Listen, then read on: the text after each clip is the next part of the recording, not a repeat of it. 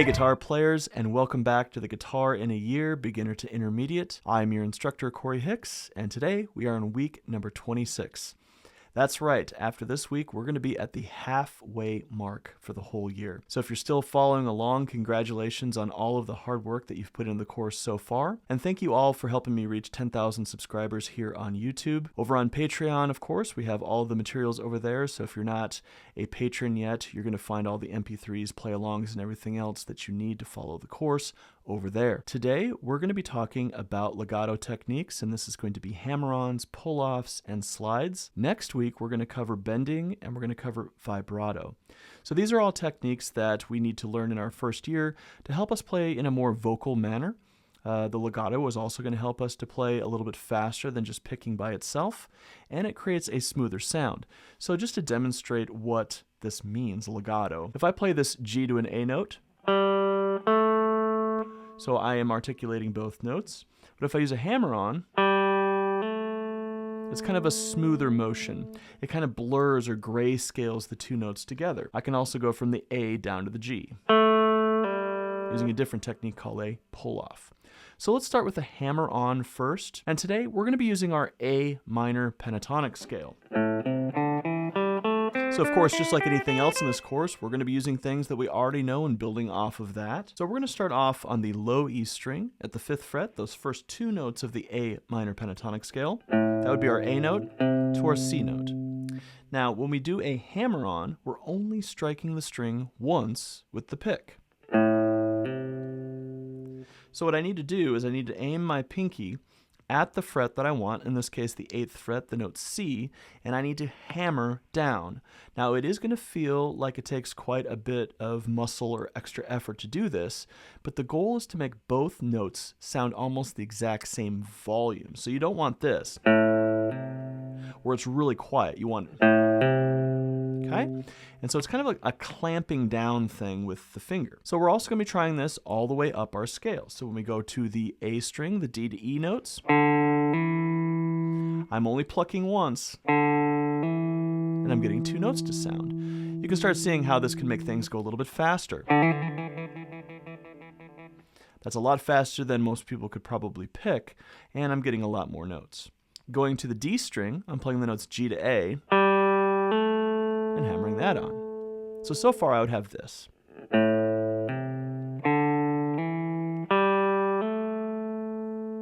Continuing on up the scale, we're going to go on the G string from the note C to the note D. The B string, we're going to go back to the pinky because we have the E note to the G note.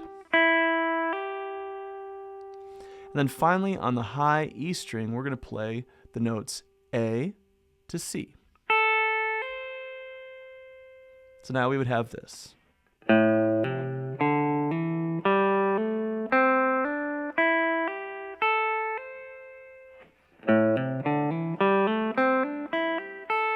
And again, the goal here is going to be as smooth as you possibly can play it. We don't want any extraneous noise from the strings.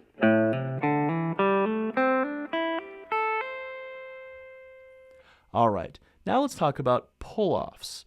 We're going to start at the top, up here with the pinky at the 8th fret on that note C. To pull off the C to the A, I have to hold the A and pull off to it. I kind of look at it like if you're on a ladder and you're kind of handing a bucket down to somebody below you or something like that. So that A has to be already fretted. So what I'm going to do is I'm going to strike the C note, and I'm going to physically pull off, dragging the note or the string off the fretboard. Okay? Now this is going to excite the string and give it the required amount of vibration needed to make both notes sound the exact same volume, which is the whole goal for this whole lesson here. Then we're going to go to the B string, and I'm going to play that G note to the E note. Okay. Then I'm going to go to the G string, and I'm going to play that D to C. Go to the D string, and I'm playing that A to G. Going to the A string and playing the E to the D. And then going down to the low E string, playing the C to the A. So now I have this.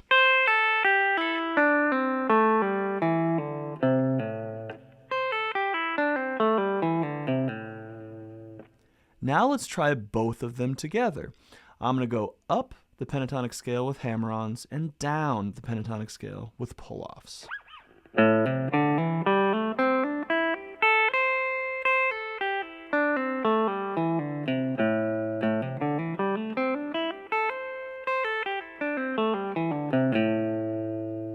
So this week, when you're practicing your pentatonic scales, so if I'm doing the C minor pentatonic, then go to the F minor pentatonic. Remember, we're doing the cycle 4, right? Then I'm going to B flat minor pentatonic.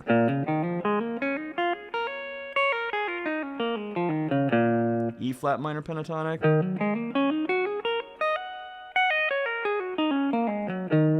And keep on going through the cycle 4. So this is going to be our hammer-on and pull-off exercise for this week. In the next couple of weeks, we're going to keep adding on different exercises to kind of grow this skill. Now, you can already start using this when you are improvising. So the solo I did at the beginning of this lesson had an awful lot of hammer-ons and pull-offs and slides associated with it. And what I was doing is playing various phrases using legato. And this is going to give this smoothing effect.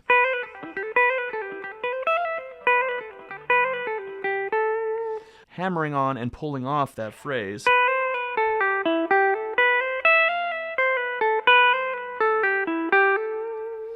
Now, if that sounds complicated, all I'm doing is that C major scale.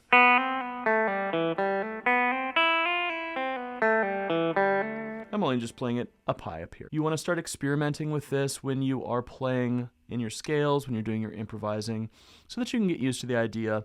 And, ultimately it's going to be up to you where you want to use this, but a lot of solos use a combination of picks, slides, pull-offs, hammer-ons, and different types of techniques. So finally today, we're going to talk about the slides. So slides are a different way to get from one note to another.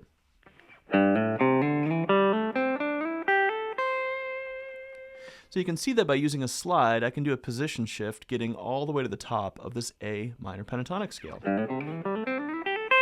in a very quick manner. So slides are a way to get from one position to the other. So if I want to get from the D note on the A string to the E note on the A string with a slide, I wouldn't use my first finger because now I'm out of position. I want to be back here in the scale, right? So I have to use the finger that I would end up with, if that makes sense. So to get to E, I would have to slide like that. So you can practice this type of thing. If I want to eventually be with the pinky here, I would have to use the pinky or the ring finger.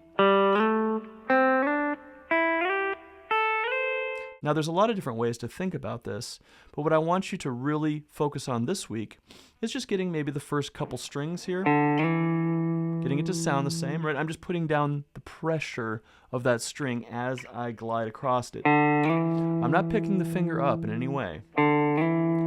Again, this is just another way to get from one place to another and make it sound smoother. Instead of going, I'm sliding. Now I can also slide backwards. In which case, if I wanted to end up with the first finger at the 5th fret on the D note, I would use my first finger that way.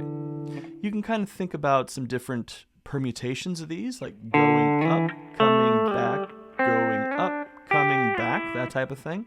So I want you to experiment with that on your own. The exercise that we're going to do for this is going to be the extended pentatonic scale.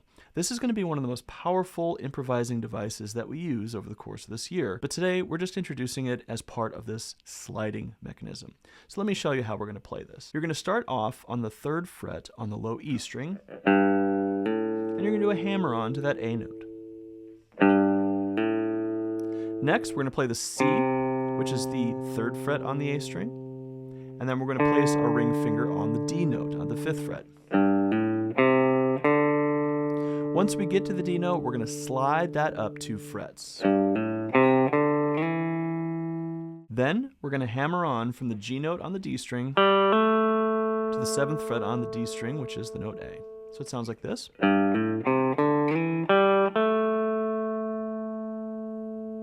Next, we're going to go to the C note, which is going to be on the G string at the 5th fret. And now, to get to the top of the scale, we're actually going to use our middle finger on the G string at the 7th fret. This is incredibly important, so do not forget this step. There's a reason why we're not using a ring finger there, and I'll show you in a second. Now we're going to slide up to the E note on the G string. And of course, all of this is on Patreon on the tablature for this week. So we're on our middle finger here at the 7th fret, sliding up to the E note, and then we're just going to simply hammer on from the G to the A note on the B string. So the whole thing sounds like this.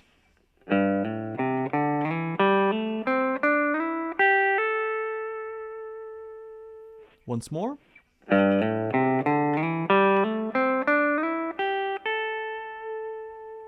All right, so for this week, we're going to be focusing on our hammer-ons and our pull-offs when we work on our pentatonic scale. I want you to think about that extended pentatonic scale and use that as an exercise for working on the slides. You can use that in a lot of different locations as well, just cycle forward around the neck. And next week, we're going to be talking about bending, and we're going to be talking about vibrato. So as always, I wish you great luck in your practicing this week.